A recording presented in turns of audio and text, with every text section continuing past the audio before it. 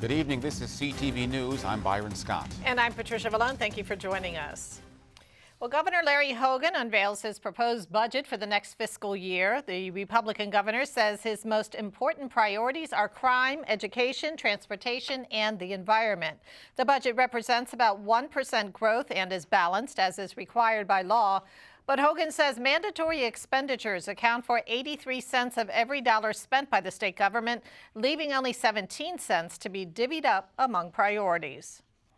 We are strongly cautioning legislators against unsustainable forced spending increases, which now account for 83% of the entire state budget.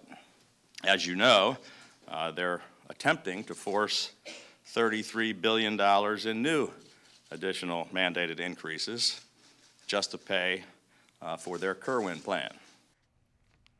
And Hogan's full fiscal year 2021 budget will be released tomorrow. And the labor rally is planned for Annapolis tonight.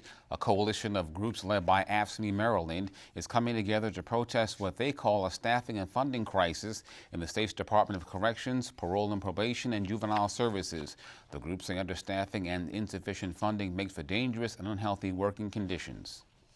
It's a huge issue because our members are facing increased threats of violence, increased results of short staffing, which has seen an uptake on assaults against our members.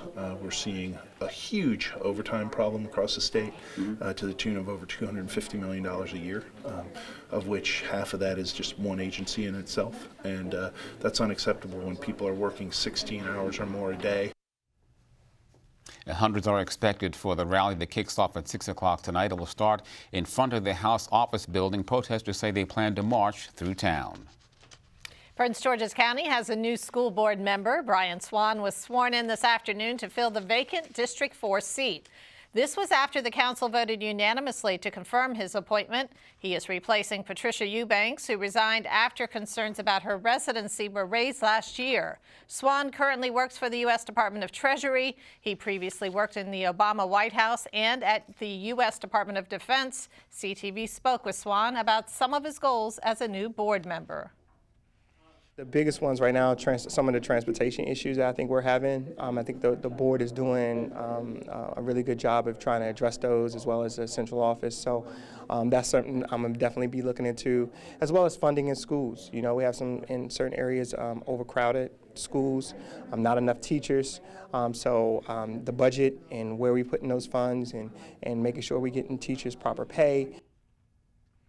And he will serve on the board until December of this year. And all eyes are on Capitol Hill as the House prepares to take a major vote on impeachment. Speaker Nancy Pelosi says the House will vote tomorrow on a resolution transmitting articles of impeachment to the Senate, which would allow the trial of the president to get underway.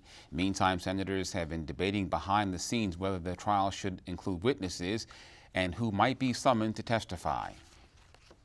The Speaker indicated that at some point between the moment that we are in right now and the resolution being debated on the floor, that individual impeachment managers will be named.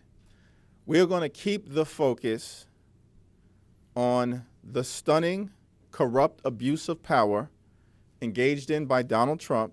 Nothing in our history or our Constitution says a House majority can pass what amounts to a half-baked censure resolution and then insist that the Senate fill in the blanks. The Senate must conduct a fair trial.